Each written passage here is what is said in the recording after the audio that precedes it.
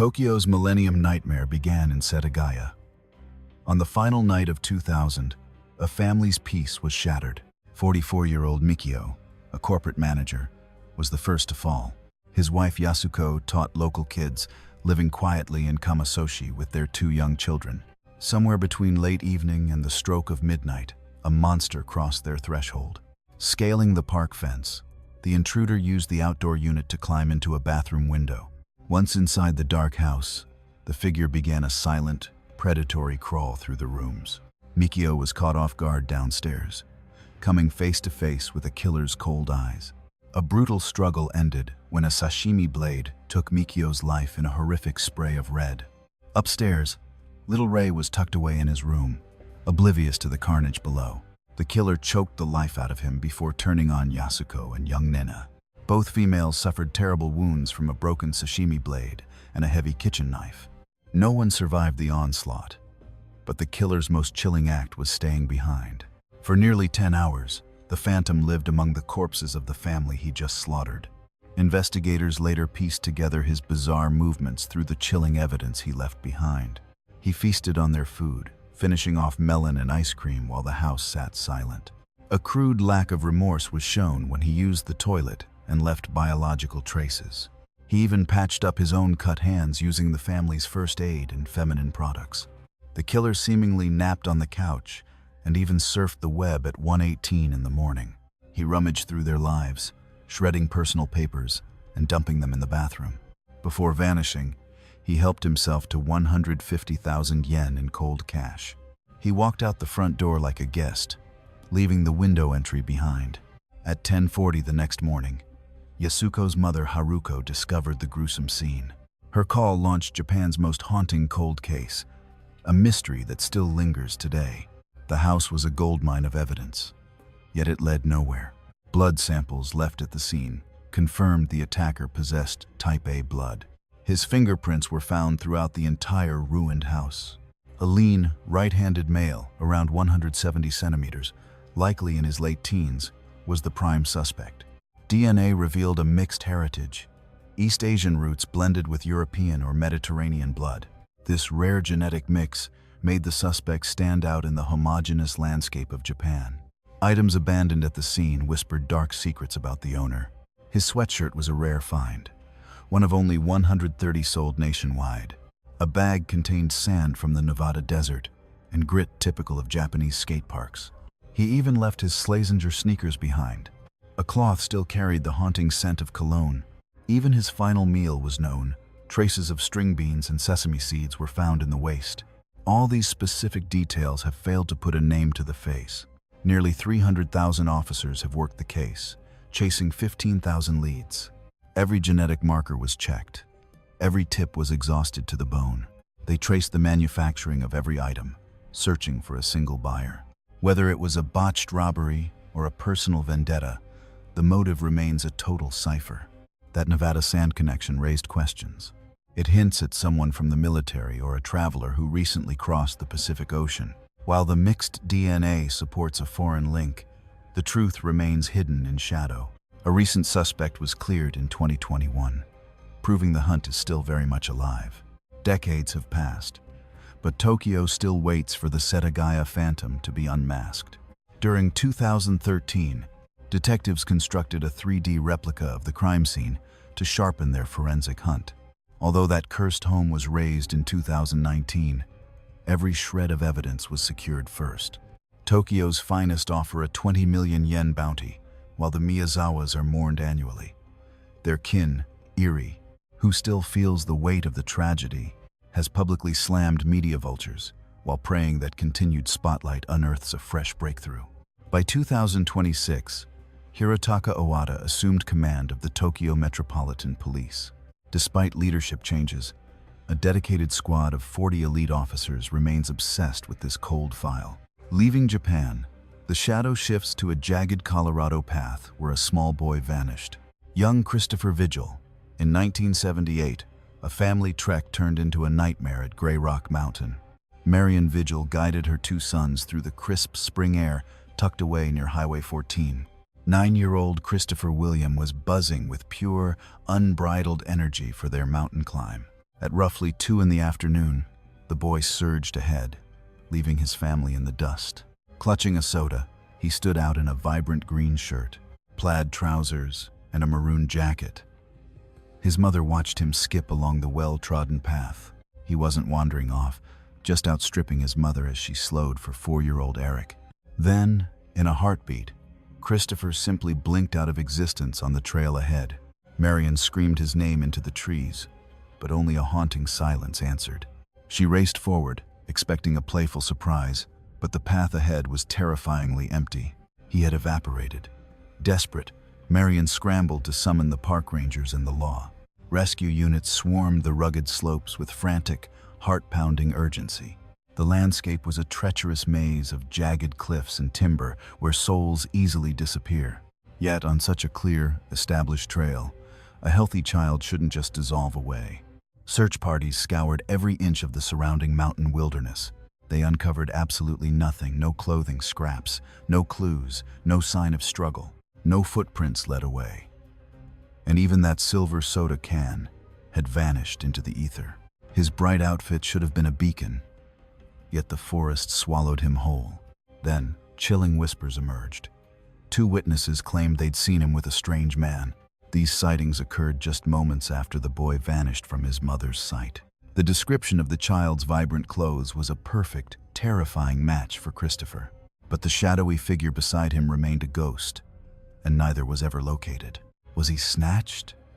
These reports raised the grim specter of a mountain abduction. Perhaps a predator was lurking, spotted the lone boy, and forced him away into the deep shadows. These twin accounts suggested this was far more sinister than a boy losing his way. Yet without a body or a suspect, the kidnapping theory remained a haunting what if. Or perhaps the elements killed him. Colorado's April nights can be lethal and sudden. If Christopher had strayed into the brush, by accident or seeking a shortcut, the disorienting forest would have taken him quickly.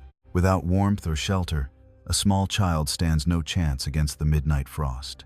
The hunt lasted weeks as hundreds of souls joined the desperate mountain search. They checked every sunless ravine and jagged crevice within the vast reaches of the canyon. Every rock pile was searched, while choppers circled overhead, looking for any sign of life. Even bloodhounds couldn't catch a scent. Despite the massive dragnet, Christopher was never found. The trail eventually froze over. Detectives chased every flickering shadow of a lead. Yet without cold evidence or verified sightings, the path simply dissolved into nothingness. Since Marion Vigil's passing in the late 2010s, her son Eric has shouldered the heavy burden of hunting for his missing brother, Christopher. Over 45 years have slipped away since that Colorado mountain path swallowed Christopher whole. Grey Rock Mountain remains a magnet for trekkers, its beauty masking the dark history lurking within the trees. Every so often, a restless soul haunted by the case treks back out, praying that shifting earth or a fresh perspective might reveal a long-buried secret. What began as a bright afternoon in nature twisted into the epicenter of a chilling, decades-long enigma. It is a haunting void. Did he wander off, cross paths with a predator, or fall victim to a silent, hidden tragedy? For his kin, life has become a hollow existence defined by the deafening silence of the unknown. They are trapped without peace, forever haunted by those fleeting seconds when he stepped forward and vanished into thin air. We now turn to a gut-wrenching mystery. A tiny boy who evaporated from the back seat of a parked vehicle. Sky Metalwala went missing in Bellevue, Washington, on the morning of November 6, 2011. A frantic woman dialed 911, claiming her baby boy had been snatched away.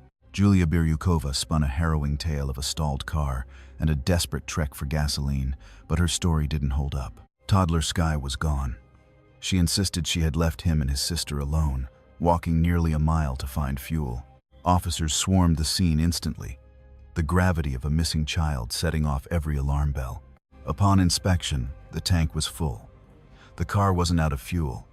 The woman's narrative began to crumble instantly. Her justification for abandoning those children clashed violently with the cold, hard facts found at the scene. Red flags shot up as her account fractured under the weight of even more baffling contradictions.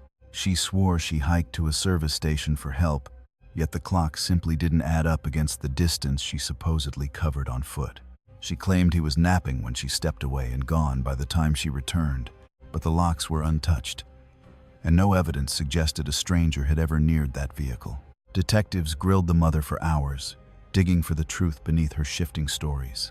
A vicious legal war was raging with the boy's father, Solomon, as their marriage dissolved into a toxic battle. Solomon had already sounded the alarm about her parenting, with court records painting a dark picture of their bitter feud. The boy's young sister, supposedly the only witness left in that vehicle, was far too small to explain the horror that had unfolded. The little girl couldn't confirm if her brother had even set foot in the car that fateful morning. Forensic teams stripped the vehicle down, hunting for any microscopic trace of the truth.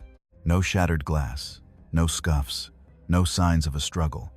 The scene was eerily undisturbed. His car seat sat empty, and the science couldn't pinpoint the last time the boy's warmth had graced that fabric. With no outside eyes to verify his presence, the mother's claims remained a haunting, unproven ghost story. Authorities combed every inch of the surrounding terrain, desperate for a lead. They scanned nearby ditches and reviewed security feeds from every local shop, searching for any sign of the toddler. Not a single frame of video or a footprint showed Sky exiting that vehicle or being snatched by a predator. Soon, the investigation turned squarely back onto the mother's hidden movements. They tore through her digital life, tracking every call, purchase, and mile she'd traveled. Every property she touched was raided as police hunted for any clue to the boy's ultimate fate. The evidence pointed to a sinister reality. The tragedy had already unfolded long before she ever parked that car and spun her web of lies about an empty gas tank. Solomon Metalwala laid all his cards on the table. Though the legal war had kept him from his son, he was unwavering in his conviction that the boy's mother was responsible for his disappearance. He begged the public through tearful cameras for any shred of information that might lead to his son, yet he was powerless to help, having been miles away from the theater of Julia's fabricated story.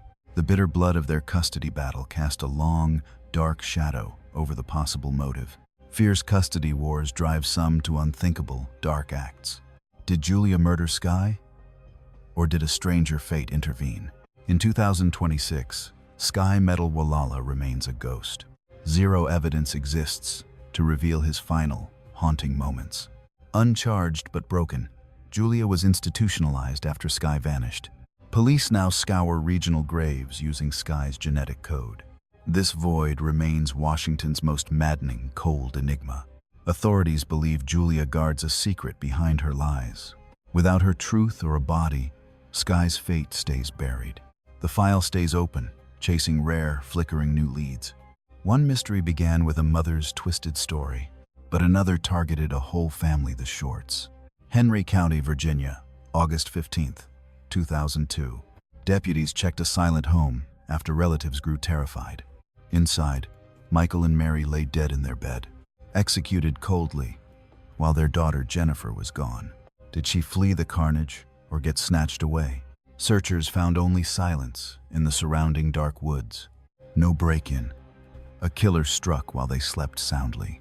This bedroom ambush proved the killer knew their habits. It wasn't a random crime, it was a planned hit. The family car had vanished into the night. The missing steel suggested Jennifer was taken by force. A multi-state manhunt ignited for the car and girl. 6 days later, on August 21st, tragedy struck. Jennifer's body surfaced 45 miles away in North Carolina. Shot dead, her car abandoned like a hollow shell. Kidnapped and hauled across lines, her life ended brutally. Why would a shadow destroy an entire household? Detectives hunted for hidden enemies or lethal, buried grudges. Ordinary and quiet, they seemed like unlikely murder targets. Not wealthy, so robbery was never the killer's goal. No feuds existed to justify such a heartless massacre. Thousands of tips led only to empty, cold handcuffs. Investigators grilled hundreds, searching for one scrap of truth. Every social tie was dissected for a hint of malice. Finances and secrets were bared, yet no killer emerged. Forensic teams bled secrets from 2 different crime scenes. Ballistics experts interrogated the lead that took 3 lives. DNA and autopsies mapped the horror, hunting for phantoms. Science confirmed a targeted hit, yet the assassin escaped. For 20 years, This file has stayed hauntingly open. Cold case hunters still use tech to chase ghosts. They revisit the yellowed files with fresh, desperate eyes, hoping a missed detail finally names the family's killer. Every year, bikers roar through town to honor the Short family, keeping this chilling case in the spotlight while demanding justice. The pack includes grieving kin, old friends, and strangers haunted by a tragedy that still lacks any real closure. Authorities admit to eyeing several suspects over the decades, yet the hard evidence needed for an arrest remains elusive. Solving this mystery isn't just about naming a killer, but proving their guilt beyond any shadow of a doubt. With zero witnesses and a lack of forensic links, building a solid case has been an impossible mission for investigators. It is now 2026, and the Short murders are still cold. The family has been gone for over 20 years. Their lives were snuffed out in a senseless act of violence that left the community reeling. Detectives won't quit, but the clock is winning. Memories are fading as the initial trail grows cold. Moving from Virginia to Maryland, we find a death ruled a certain way, though his loved ones suspect something far darker. Ray Rivera, this 32-year-old, vanished from Baltimore on May 16, 2006, after a sudden mysterious call. He told his wife Allison he was heading out, but left her completely in the dark about his destination. That was the last time she saw him alive. Panic set in when his phone went silent, and he never came home. 8 days into the frantic search, on May 24th, they finally stumbled upon his body. He was found inside a Belvedere hotel room, tucked beneath a jagged hole in the ceiling. Something had plummeted from above. Ray lay in a second-floor conference room within the hotel's side annex. That hole was located in the roof of the lower annex, far below the summit of the main 14-story hotel tower. The coroner initially called it a suicide, claiming he jumped, as his position seemed to fit a plunge from the heights. But Ray's inner circle rejected that official story immediately. They insisted he wasn't suicidal, and the bizarre details of the scene sparked a massive wave of doubt. His glasses, phone, and wallet were found right there, completely untouched despite the supposed massive impact. A fall heavy enough to break through a roof should have shattered his gear or sent it flying. Finding them pristine and neatly placed made the suicide jump theory feel like a total fabrication. Back at home, a cryptic message was discovered hidden behind his computer. It was a mess of strange codes and disconnected themes that felt more like a riddle than a note. To some, it looked like the ramblings of a mind unraveling. Others saw a secret code linked to his high-stakes job in finance. The meaning of that paper remains a dark enigma for everyone involved. Ray made his living in the high-pressure world of financial analysis and corporate reporting. Rumors swirled that his work led him to a secret that turned him into a deadly target. Did he uncover something he was never supposed to find? Was he silenced to keep the truth buried? Everything pointed toward a setup rather than a desperate leap. That final call was traced back to the office lines of Stansbury and Associates, but their tangled extension system prevented cops from naming the caller, while strict gag orders kept the entire staff from saying a single word. This wall of silence leaves us wondering what lured him out that night and into a potential trap. Forensic evidence from the Belvedere Hotel was incredibly thin at best. No one can explain the path he would have taken to even reach that roof. Not a single security camera or keycard log showed anyone heading for the ledge. How he got up there, if he ever did, remains a total ghost story. The sheer gap between the main ledge and that hole presents a massive physical impossibility. Pros who studied the drop say it is nearly impossible for a human body to hit that specific spot. The body's arc didn't match a standard drop. Could a leap from that height place Ray there? Or does the law of gravity suggest a darker origin? Allison and the Rivera family flatly refuse to buy the suicide story. They claim Ray had no mental struggles, no secret plans, and zero reason to quit. They're convinced he was hunted or his death was a staged tragedy. This enigma exploded into the spotlight thanks to a viral streaming series. The fame brought a wave of fresh leads and a hunger for justice. Silent witnesses finally broke their long years of chilling secrecy. Even with the world watching, Ray's final moments remain a haunting void. By 2026, it's still a probable suicide, though many scream foul play. Baltimore investigators are digging in their heels, clinging to their first theory. Ray's kin are still pushing to treat this case as a homicide. They believe the official story ignores the gaping holes and weird evidence left behind. While Ray's mystery stays cold, a new nightmare begins in a howling storm.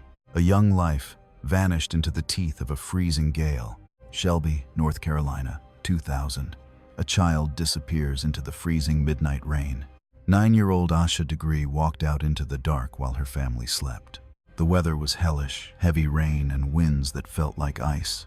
No one would face that storm willingly, let alone a child at 4 a.m. Around dawn, 2 motorists saw a small shadow trudging down Highway 18. She was heading south, walking further away from the safety of home. It was a sight that felt wrong and deeply unsettling. A lone little girl lost in the shadows of a violent night. A driver tried to help, but she bolted into the trees and vanished. Panic hit the home at sunrise, triggering a massive police response. They scoured the highway and the thick brush where she was last seen, but the woods were silent. Asha was gone without a trace. The storm made searching impossible, but her backpack surfaced 18 months later. It lay 26 miles from where she took her last known steps. The bag was double wrapped in plastic and forced into the ground. This was a deliberate burial, a chilling effort to hide the truth. Her items were inside, confirming it was hers but offering no path home. Why would a 9-year-old walk into a lethal midnight storm? Detectives sifted through her life, hunting for a motive or a fear. Her parents swore she was happy, feared the dark, and never ran. Records showed a thriving student. Her friends had no idea why she'd flee. The theory of a secret meeting became the heart of the hunt. Perhaps a trusted predator lured her out with a silver-tongued lie. Running from the driver suggested she was either terrified or under orders. This behavior hinted at a child under a dark, outside influence. September 2024.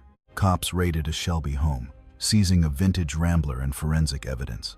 By 2026, locals are the focus, though text rumors remain unverified. Genetic evidence.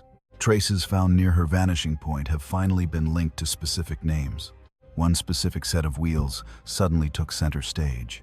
Detectives pinned down a ride linked to Asha's vanishing. Now, the owner and their inner circle are feeling the heat under a microscopic police lens. Though cuffs haven't clicked shut yet, the dragnet has tightened around a very select few.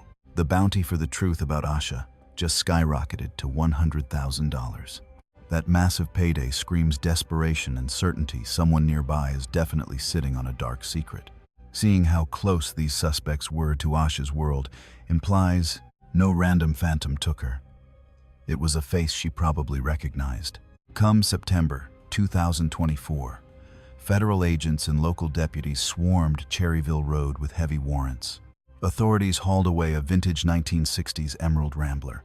Even with that massive lead, police haven't verified if any digital confessions were actually found in the texts. Law enforcement ripped through several sites tied directly to their top targets.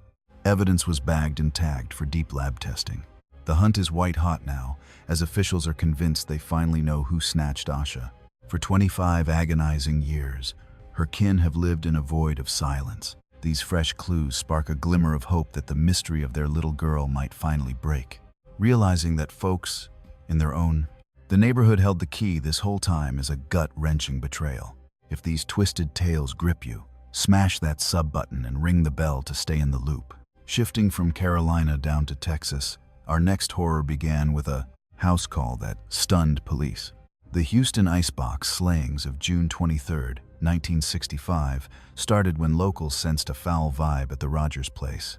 Fred and Edwina Rogers had seemingly vanished into thin air days prior. Their grown son, Charles, went radio silent, skipping work and ghosting his friends. Worried neighbors called for a wellness check, but when the cops stepped inside, they discovered a freezer full of nightmares. The elderly couple had been hacked into pieces. Someone had surgically butchered them before packing the remains into the kitchen fridge. This was a cold, calculated bloodbath, proving the killer spent hours meticulously hiding the evidence. As for Charles Rogers, he had completely fallen off the map.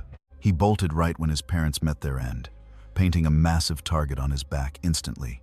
The manhunt prioritized finding Charles to see if he was the monster behind the massacre. The man was a total enigma, highly intelligent and career-driven, Yet the bond with his folks was incredibly strained. Insiders whispered about a simmering rage behind those closed doors. Investigators wondered if that family friction finally boiled over into pure, unadulterated carnage. Money trails revealed some very shady movements right as the couple died. Papers were doctored, from property titles to bank accounts. These faked signatures pointed to a desperate power grab for the couple's wealth. Since the fraud lined up with the murders, greed emerged as the likely smoking gun. Police chased shadows of Charles nationwide, following ghostly leads that always seemed to lead to dead ends. Rumors swirled that he'd slipped across the border to Mexico, or maybe he's still here, hiding in plain sight with a new name. Regardless, the man just vanished. Guesses on his fate vary from a lifelong game of hide-and-seek to a final act of self-erasure. A few detectives are convinced he pulled off the ultimate getaway and started over. Many suspected the crushing weight of remorse drove him to seek a final, hidden grave. Not a single verified trace or whisper reached his old circle, hinting he had either mastered the shadows or simply ceased to exist. Wild rumors whispered of deep state ties, suggesting shadowy agencies scrubbed him from the face of the earth. Hard proof for such claims remained elusive, yet they echoed the chilling void left by a man who slipped through a massive police dragnet. Every inch of the Rogers residence underwent a meticulous forensic sweep. Past the gruesome discovery in the icebox, detectives unearthed fragments of a fractured family existence. Scraps of paper and old photos offered glimpses into their world, but failed to unlock the motive behind the carnage. By 2026, over 60 years since that frozen horror, Charles Rogers remains a ghost.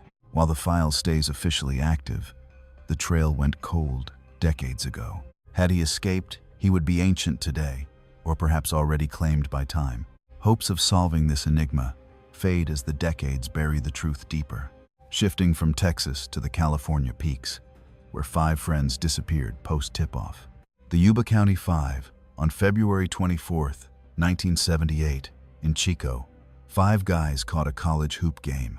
Gary Matias, 32, alongside 30-year-old Jack Madruga, William Sterling, 29, and Jack Hewitt, 24, and 32-year-old Ted Weiher were inseparable fans. Following the 10 p.m. buzzer, they climbed into Madruga's car for the trek back. Nobody would ever see the full group alive again. They never made it back. By sunrise, silence from the men sparked a wave of parental panic. Authorities launched a massive hunt for the missing crew and their Mercury Montego. Their path home was a simple straight shot, making this vanishing act utterly inexplicable. When days had passed, the car turned up on a desolate mountain pass near Rogers Cow Camp, 70 miles off course. Mired in snow on a lonely timber trail, its location defied all logic and sanity. Why would they drive into a frozen wilderness after a simple night at the gym? The engine was fine, with no mechanical gremlins to speak of. With plenty of gas left, the group seemingly just stepped out into the blizzard and vanished. That empty car triggered a desperate manhunt across the treacherous terrain. The Plumas National Forest was a winter death trap, a labyrinth of sub-zero drifts and lethal exposure. It took months for the mountain to start giving up its dead. They found Ted Weiher's remains in a service trailer, 19 miles from their starting point. Inside lay a bounty of rations, heat, and covers most of it eerily untouched. Weiher survived in that metal box for several weeks, yet he barely ate and never touched the heater, despite the freezing dark. Autopsies hinted at a slow 8 to 13-week decline into starvation and cold.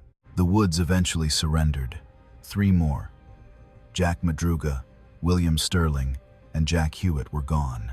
Their scattered remains told a tale of aimless wandering through a brutal, frozen hellscape. Far from the shelter where Weiher died, Gary Matias simply ceased to exist.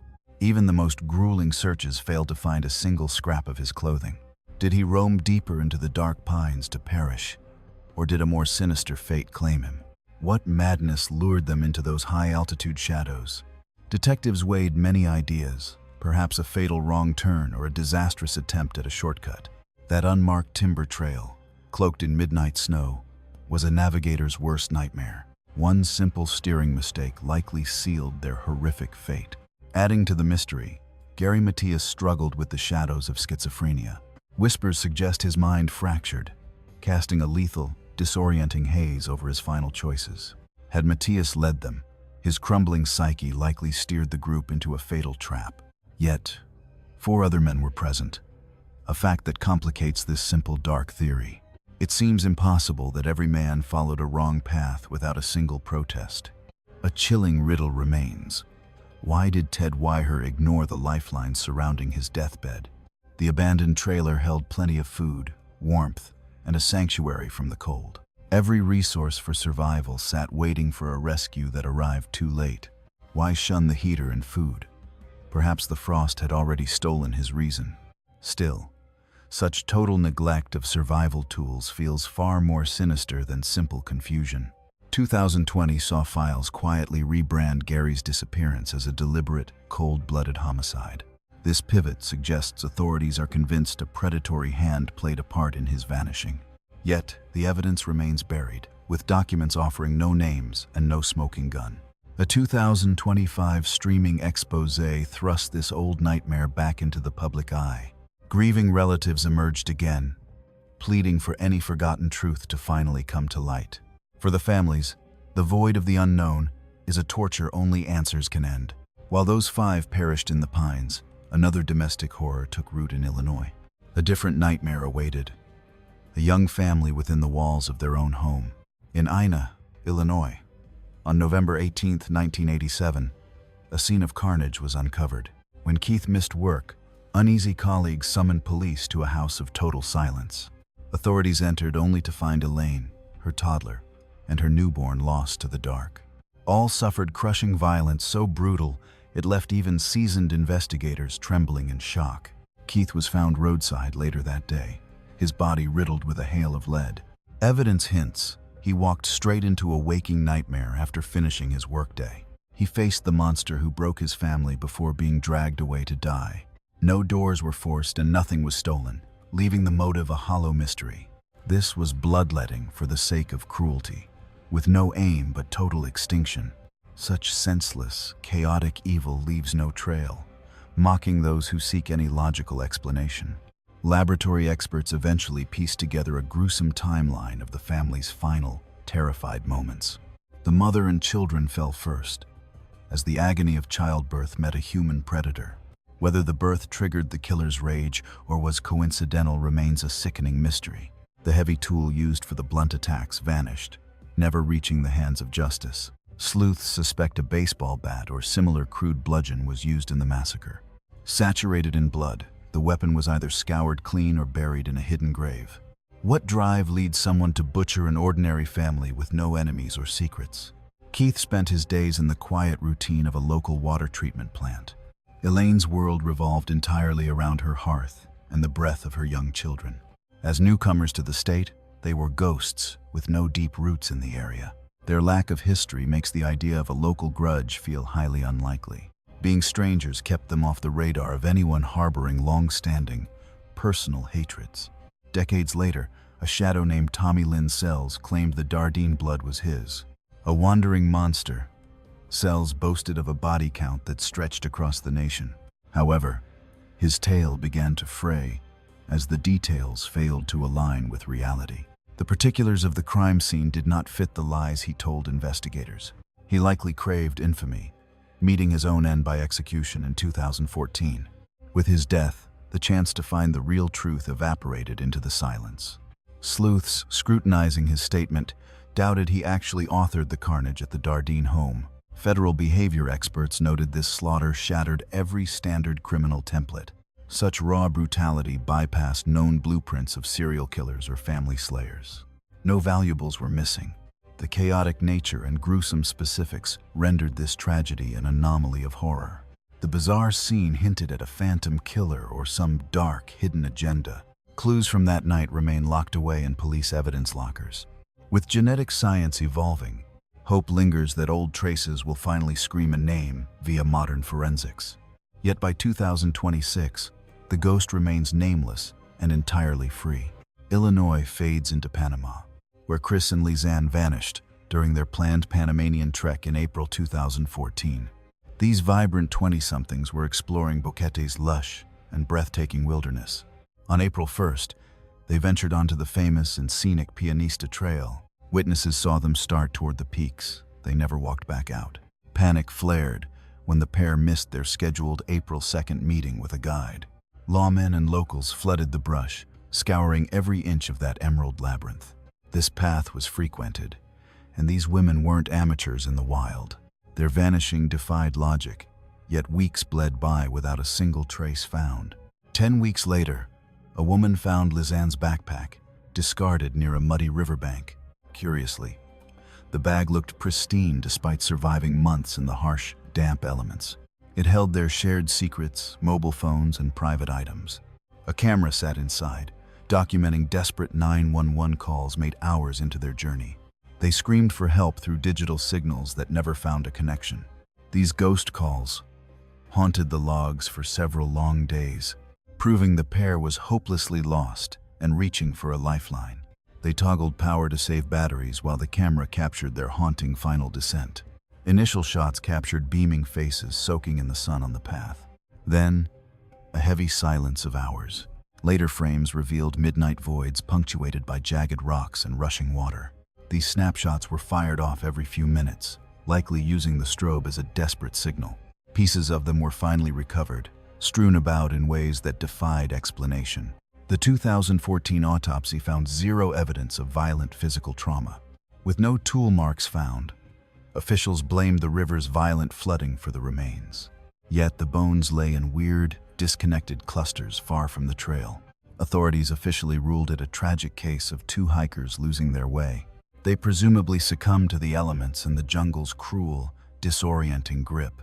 Those haunting midnight snapshots were dismissed as mere makeshift flashlights in the void. Nature and hungry scavengers took the official blame. Even so, the eerie inconsistencies wouldn't let this mystery die. By 2025, tech experts spotted glitched clues in the data. Image 509 was purged from the memory long after the shutter stopped. That missing frame sat right between the smiles and the nightmare. It suggests a witness or a killer erased a crucial secret from the roll. Failed logins suggested a stranger's fingers were fumbling with their locked screens. Mysterious phone activity suggests a phantom hand was navigating their data while they perished. Those ghastly remains, specifically the unnatural bone fractures, hint at a violence that no jungle predator could mimic. Forensic specialists are locked in a chilling disagreement. One side blames the savage, humid environment. Others suspect a human monster. A theory fueled by 2025's deep dive exposés.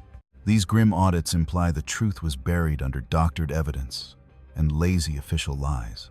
Murder remains a terrifying possibility. Digital ghosts, like wiped files and failed codes, prove someone haunted those devices after the girls went cold. By 2026, the law still calls it a tragic, lonely accident. Yet the grieving families refuse to swallow such a hollow explanation. Scrubbed data and scattered bones keep the darkest rumors alive and breathing. Was it a fatal stumble into the green abyss? Or did a Panamanian nightmare hunt them down? The jungle keeps its bloody secrets. Elizabeth Short, January 15th, 1947. A 22-year-old's mangled corpse was discarded in a vacant Los Angeles lot. The body was expertly sawn in half, a surgical horror known as a hemicorporectomy. Drained of every drop of blood, she was posed like a macabre, splayed-out doll. Her face was a jagged mask, carved into a permanent, ear-to-ear Glasgow smile that would haunt history forever. Flesh was stripped away, and binding scars proved she was a prisoner of pain. A lethal mix of brain hemorrhaging and pure physical shock finally ended her nightmare. The girl, born 1924, traded Boston for Hollywood only to find a shallow grave. She was a ghost in the city, drifting through a web of fleeting shadows. They dubbed her the Black Dahlia, a midnight flower for a woman who loved the dark. Her final breath was likely drawn on January 9th, 1947, beside a boyfriend who would eventually be cleared of the butchery. The LAPD sifted through 150 suspects and 60 lies in a media frenzy. The public's morbid hunger only complicated the hunt.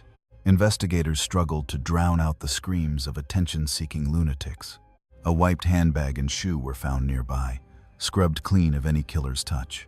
A taunting package arrived for the press. Stuffed with her identity papers, the perpetrator's sick bid for eternal infamy. The surgical precision and bloodless veins suggested a butcher with a medical degree. The hunt narrowed to those who understood the anatomy of a kill. Focus shifted to surgeons and morticians who knew the secrets of the blade. Whispers linked her to the Cleveland torso murders and other urban nightmares. Each case featured the same expert: human carving. A trail of lost women, silenced by the same shadow. Names emerged from the dark over the passing decades. George Odell, a doctor, became a prime suspect after his son claimed recordings caught him confessing to the slaughter. Those secret audio tapes never actually surfaced as evidence in any trial. Former morgue worker Leslie Dillon was grilled but walked free when his story held.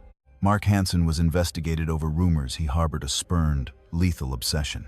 In 2025, Alex Babber linked her death to the Zodiac via cryptic ciphers. His deep dive suggested a hidden code, naming Marvin Merrill, a ghost identity for the suspect, Marvin Margulis. He lived with her, and a 1992 sketch mirrored her injuries, though Babb and his team swore they had the key, using experts to pin the Z13 code on that shadowy figure. The elite agents at the NSA stay silent, refusing to validate amateurs attempting to solve cold cases. A reporter called it the most explosive scoop since the war ended. The media circus turned this tragedy into a sensational, haunting legend. That Black Dahlia moniker was a tabloid invention, not the name she used. No one was ever charged, and the file remains a haunting void. The cultural shadow of this crime has been staggering, inspiring noir films and midnight hunts since 1947. Next, a family butchered in their home. The Keddie Cabin Murders. In April 1981, horror hit Cabin 28, claiming 4 lives.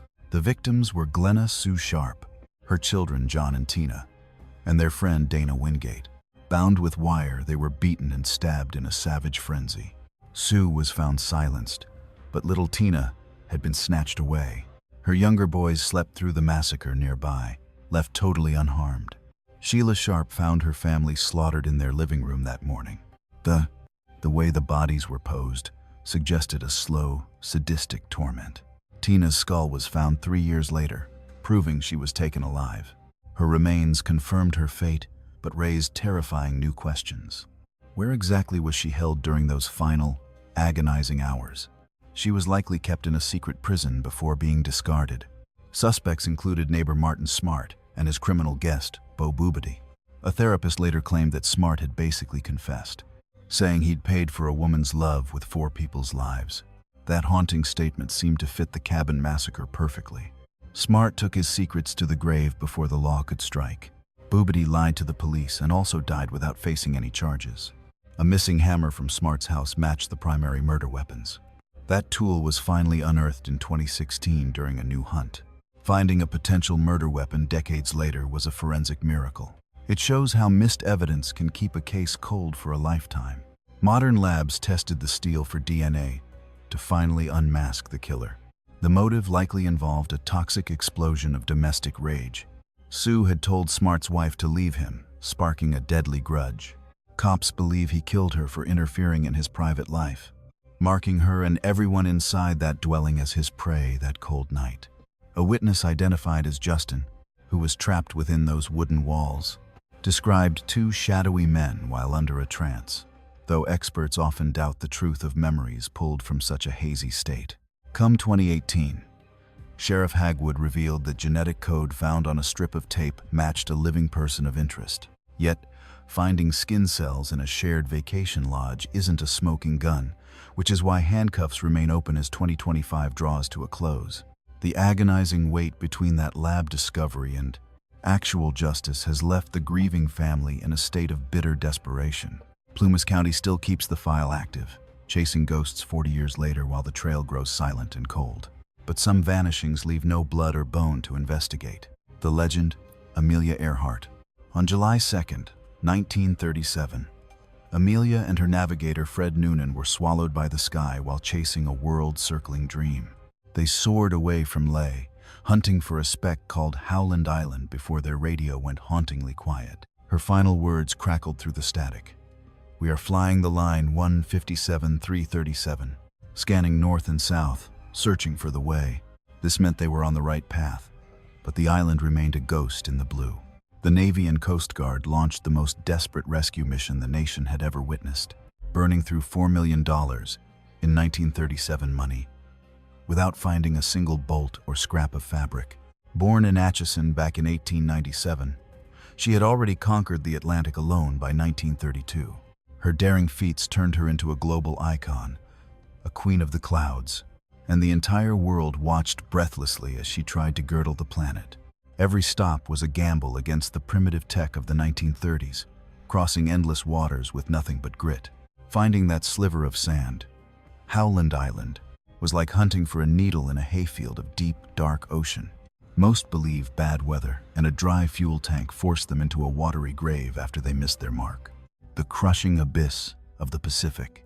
Where they went down was too deep for old tech, and the tides likely swept away any floating clues within hours of the crash. But whisperings of darker fates have lingered since 1937. Some say they reached Gardner Island, clinging to life as the world moved on, now called Nikumaroro, only to perish slowly under the brutal sun and thirst. Hunters from Tihar point to a jagged metal sheet, coded 22V1 as part of her plane, while 2018 studies of lost bones from 1940 hint at her height.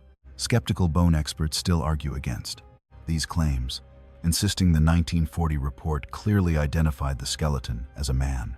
Still, no lab has ever truly proven these relics belonged to the lost pilot. Darker rumors suggest Japanese soldiers seized them as spies, locking them away in a secret overseas prison.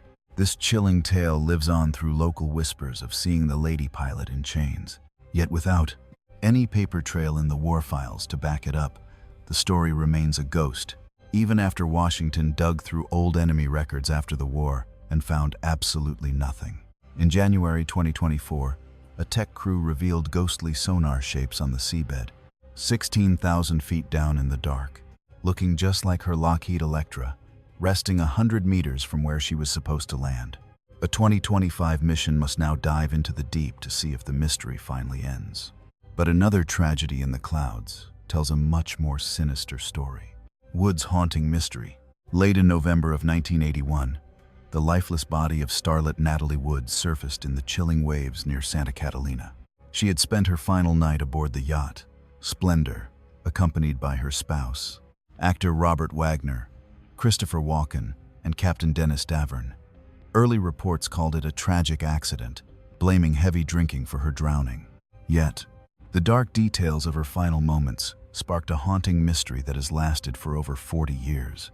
Natalie lived with a paralyzing dread of the ocean, haunted by an old prophecy that she would die in deep water. This bone-deep terror made the idea of her stepping into the midnight sea willingly seem completely impossible. An autopsy revealed strange bruises and scrapes marks that didn't look like they came from a simple stumble off a boat.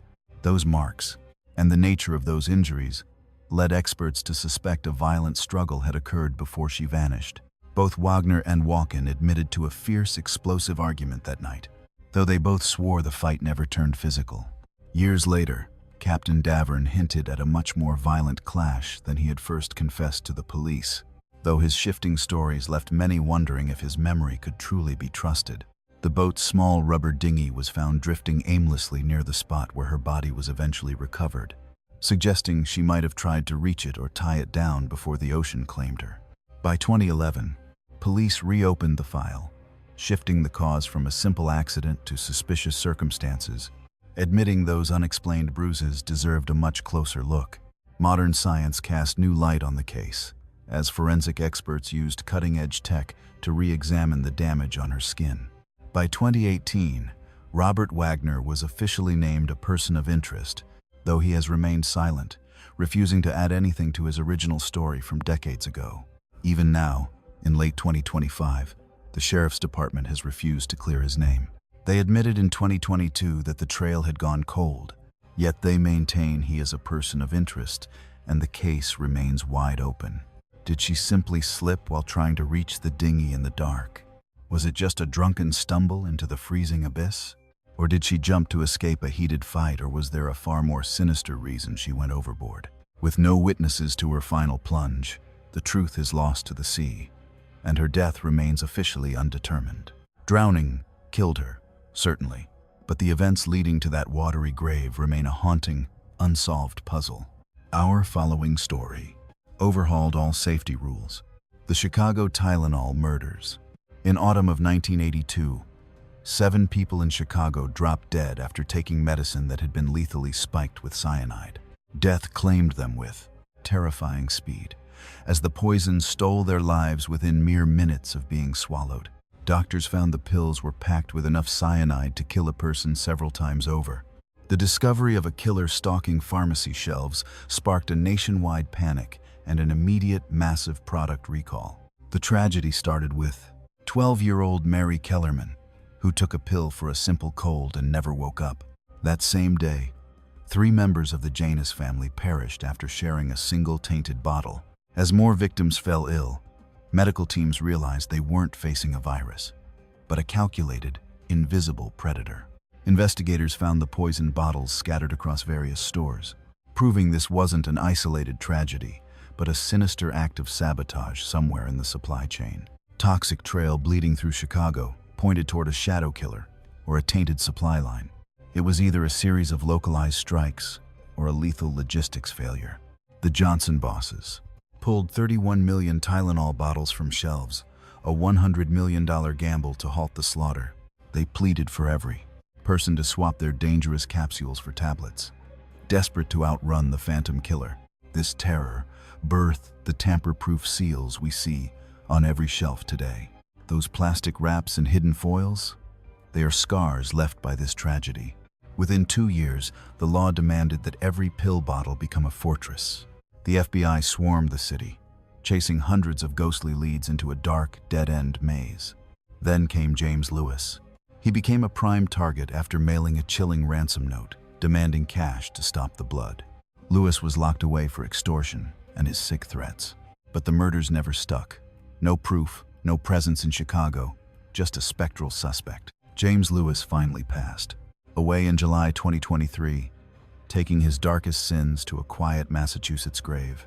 Even in 2024, the FBI is hunting his ghost with fresh DNA tests. No public link has been forged, leaving the killer's motive a haunting, empty void. Was it a lone wolf craving senseless chaos, or a bitter soul seeking revenge on Big Pharma and its giants? Perhaps it was a hit on one person, buried under a mountain of collateral damage. The sudden silence after the recall suggested the monster either finished their grim task or fled from the massive heat of the law. Today, documentaries and labs are dissecting every fragment of evidence with new technology. Still, the authorities have yet to announce a single breakthrough. Countless hands touched those fatal bottles from the factory line to the crowded store aisles, and finally the checkout, making it nearly impossible to isolate the killer's DNA. This cold case remains an open wound, and the FBI is still waiting for a whisper. If these dark rabbit holes fascinate you, subscribe and ring that bell for more. Some enigmas remain frozen in time, even when the bodies are long gone. The Beaumont siblings. January 26, 1966. 3 kids left home for a sunny day at the beach. It was a routine trip they had safely taken many times before. People saw them, playing under the hot sun with a tall, blonde stranger, a lanky man with fair hair who bought them snacks and joined their games. The children were supposed to take the bus home, but they never showed. Jim and Nancy Beaumont initially hoped their little ones just missed the bus and were on the next one. But as evening shadows stretched, that hope turned into a parent's worst nightmare. Divers hit the water, and police scoured the streets in a frantic, desperate hunt. Witnesses from that day described a man who didn't belong, a stranger in his 30s or 40s, 6 feet tall, bronzed and thin as a ghost. He was seen splashing in the waves and lounging on the sand with the siblings, treating them to pies and sodas at a nearby stall. He seemed like a harmless, friendly face. Crucially, witnesses saw the kids head into beach changing rooms while this stranger stood guard outside, hinting at a chillingly deep bond, enough for them to follow him without a single protest. The trio was burning through cash, spending far more on treats than their parents had ever allowed. Detectives realized the mystery man was likely funding their little outing. The hunt exploded, tearing through South Australia and bleeding into neighboring regions. Despite a massive national manhunt, the children vanished, leaving no trace of their fate. Wild rumors and phantom sightings haunted the public for years. People everywhere swore they saw 3 children who looked exactly like the missing trio. None of these leads panned out, but police have chased several dark shadows over the decades. Bavon Spencer von Ain, already behind bars for other crimes, became a target when snitches said he bragged about the case. Another name, Arthur Stanley Brown, was grilled due to his ties to Glenelg back in 1966. Still, no hard proof or confession has ever tied either man to the crime. By February 2025, a private search team hit the old Castelloy foundry in North Plympton. They dug for a week, finding a 2-meter pit and bone shards. But police later proved they weren't human. Another dead end in a mystery that refuses to be solved. This tragedy ripped through the heart of Australia, changing everything. The days of letting kids play outside alone or wander the streets were gone forever. The heartbreak shattered the marriage, and Jim and Nancy eventually went their separate ways. Detectives still keep the file open, insisting that even the smallest, the shred of evidence, could finally bring the truth to light, no matter how old it is. Our next nightmare began in a quiet home on a holiday morning. JonBenét Ramsey. On December 26, 1996, a child's lifeless body was found in a cold Colorado basement. Earlier that day, the family found a bizarre letter demanding cash for her safe return. The message was scrawled on a yellow pad, ripped from the house, asking for $118,000, nearly the exact amount of the father's recent bonus. The ransom note laid out chillingly precise, drop-off orders, and warned of deadly consequences if the police were called. The parents called the cops instantly, but the horror was already inside. The coroner found she'd been strangled with a makeshift garrote and suffered a brutal blow to the head. The timing between the head wound and the strangling sparked a war between experts over the order of events and the killer's identity. Strange clues emerged, like the fresh pineapple found in her stomach. No one in the house could agree on how she got the snack that final night. The house was a mess of bizarre clues that left investigators baffled. The sheer length of the ransom letter felt incredibly strange to detectives, spanning 3 whole pages with weird phrases that didn't sound like a real kidnapping. Since it was written on site, it hinted at a panicked rush or a staged scene. A shattered window in the cellar suggested someone might have broken in, but experts couldn't prove if that window was used that night or months before. Faint traces of genetic code were found on the girl's clothes.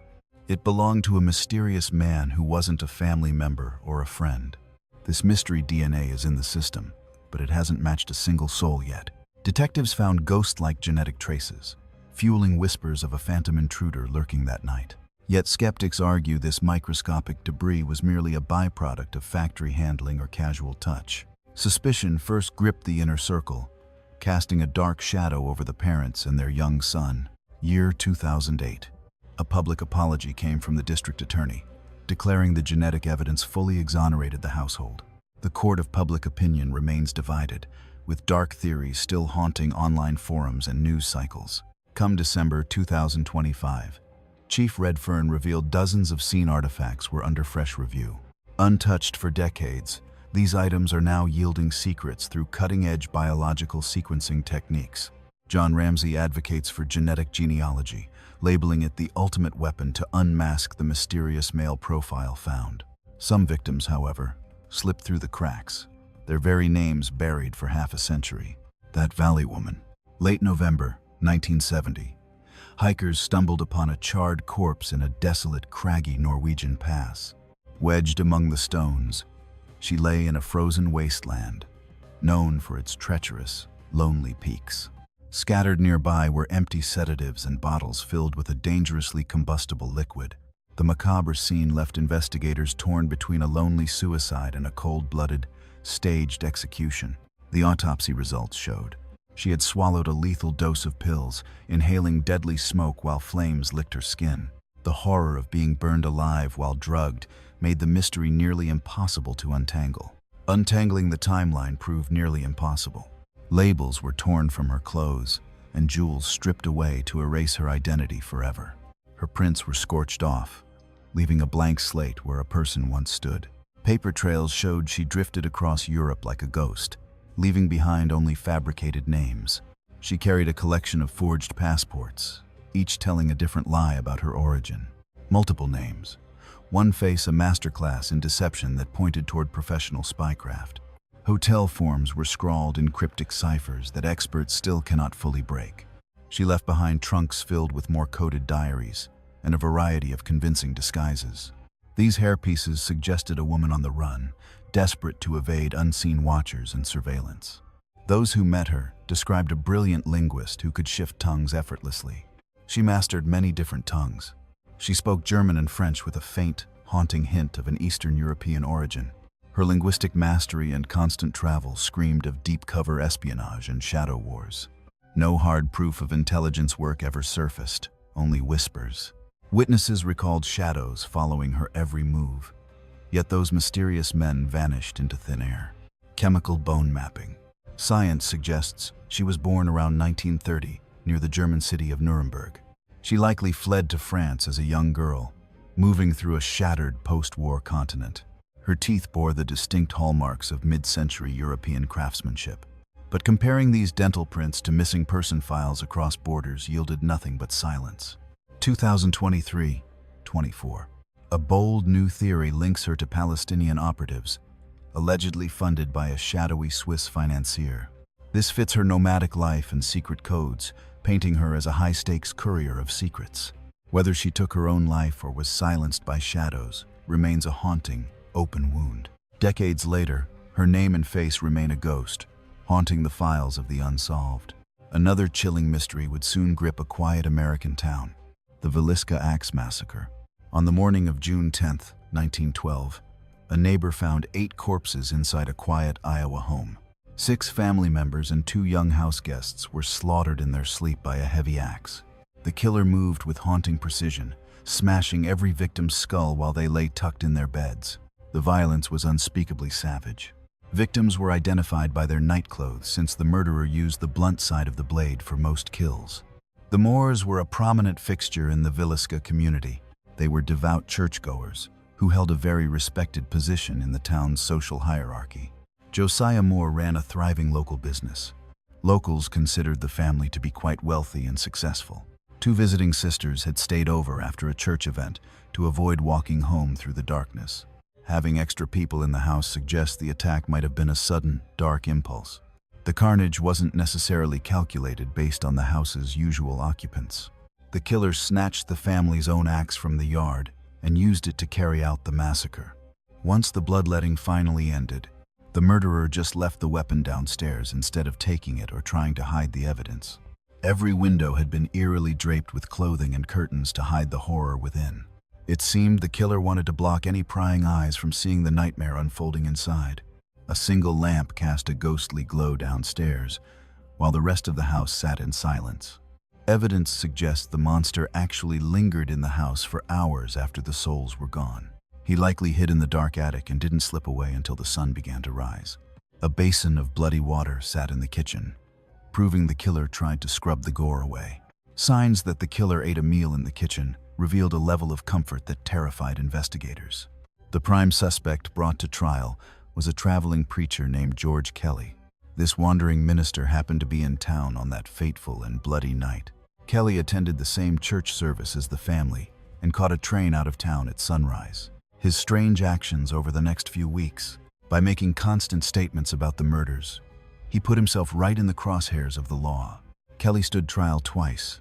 The first jury deadlocked, and the second one saw him walk away free. The case was built on mere suspicion and weird behavior rather than any hard physical proof. Other dark theories point toward a different kind of evil.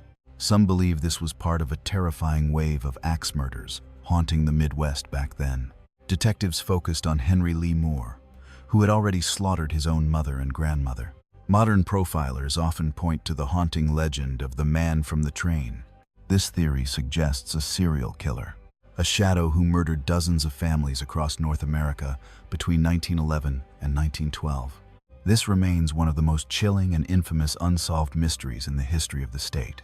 A modern mystery shows how a car can provide both the answers and the secrets. The disappearance of Maura Murray. On February 9, 2004, A vehicle was found ditched on a roadside in Haverhill. In New Hampshire, the car sat smashed against a snowbank with the door open after a solo wreck. Though the accident itself seemed fairly minor, a local bus driver spotted a woman at the wreck and stopped to offer his help. She told Butch Atwood to go away, claiming she had already called for a tow truck. Atwood grew suspicious because there was absolutely no cell service in that desolate stretch of the mountains. The driver alerted the police and headed home. Their brief meeting was over in a heartbeat. When sirens arrived 10 to 15 minutes later, the wreck was a ghost. No one was left at the site. She had slipped away into the dark. Her path is a riddle, yet she left her life behind, including maps for a trip to Burlington, Vermont. Spilled liquor soaked the floor near a shattered cell phone. The car was her father's, a loaner she'd been driving for days before the impact occurred. Detectives found she had abruptly ditched her college life just days before the crash. She sent cryptic emails to her bosses, claiming a family tragedy forced her away. Her family later exposed the lie. No such emergency existed in her world at all. She had drained her bank account of nearly every cent she owned. After buying booze, she sped north from campus toward the New Hampshire shadows. Her goal remains a ghost, though life was closing in during the days before she vanished. The crushing weight of nursing school was just the start. Between messy heartbreaks and a legal scare over stolen credit cards, she was at a breaking point. Her relatives and police wondered if she was running away, hoping to hide in a secret cabin in the wild. No digital trail of a secret rental or hideout ever surfaced in the investigation. The driver who saw her said she looked unhurt, yet seemed rattled by a deep, shivering dread. Their talk was short and polite. She brushed off any help, appearing strangely calm as the wreckage sat nearby in the cold. This led to chilling theories that she walked off with a stranger or hitched a ride. Instead of dying that night, the hunt continued through 2024 and 25. Cold case investigators used high-tech ground sensors to probe the earth. They scoured a plot in Llandaff, chasing a tip about a local man with a dark past. By September 2025, the search ended without finding a single trace of her. This suspect was a known creep who was lurking nearby back in February 2004. No hard evidence links him yet, but he remains a shadow over this cold case. This new lead sparked hope after years of dead ends and silent trails offered nothing. Her family, especially her father, have never stopped hunting, scouring the woods and begging the media to keep her name alive. That bizarre exit from school and the deserted wreck, followed by a total, haunting silence since that night, have spawned endless dark theories about her fate. The file stays open with New Hampshire authorities, but after 20 years of silence, the truth may stay buried without a miracle or confession. This would become a legendary enigma that the world would never forget. Madeleine McCann. In May 3, 2007, a little girl vanished from a rental flat in Praia da Luz. Her parents were dining just 50 meters away from where she slept. They kept checking on the kids as the night wore on. During one check, the mother found the bed empty and the window wide open to the night. Panic flared as they scoured the resort and begged the local police to start the hunt. The first probe was a disaster, plagued by mistakes and a tainted crime scene. A swarm of strangers trampled the room before the experts arrived, likely scrubbing away the killer's trail forever. From the jump, local detectives were chasing shadows and spinning dark theories, wondering if the little girl just slipped out into the night alone, or if her own flesh and blood had orchestrated a chilling cover-up. Specialist hounds later caught the unmistakable, haunting scent of death lingering inside those very walls. Yet when the labs took over, the physical evidence whispered nothing certain. Shadowy figures were spotted lurking that night, but every witness saw a different ghost near the complex. On May 3rd, a chilling report emerged, a man seen clutching a child in pink pajamas through the gloom. Whether that blurry figure was actually her remains a haunting question that never found a definitive answer. Creepier still were the strangers caught watching the building, their eyes fixed on the target. But these sinister sightings led the hunt into one frustrating dead end after another. Soon, the world was hooked, fueled by a media firestorm, unlike anything seen before. Her desperate parents kept her face on every screen, praying for one miracle tip. In 2011, London went all in, launching Operation Grange to dig up buried secrets. 10 years and millions of pounds later, it stands as the costliest manhunt in the nation's history.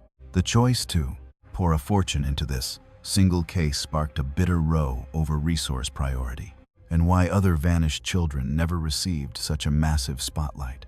Then, in 2020, Berlin dropped a bombshell. A known predator was living right there when she vanished. His phone pinged a tower near Praia da Luz on that fateful May 3rd evening, 2007, placing him at the heart of the mystery. Already behind bars for other horrors, he became the face of a brand new nightmare. Come October 2024, Christian Bruckner walked free from other charges in a shock court ruling. Yet, by December 2025, he stayed caged, serving 7 years for a brutal attack. Detectives are still certain he's the one, even if the formal shackles haven't been slapped on yet. Years of digging haven't quite buried him, leaving the case in a tense legal limbo. Prosecutor Hans Christian Wolters keeps insisting they have proof the poor girl is gone forever. But without a body or a confession, that vital smoking gun remains out of reach. The file stays open, a haunting reminder that the hunt never truly ends. Funds still flow to Operation Grange as they chase every new whisper and ghost lead. Her parents refuse to let her memory fade, clinging to hope 18 years after that dark night changed everything. That wraps up this chilling deep dive. Thanks for tuning in. Tap right here for more.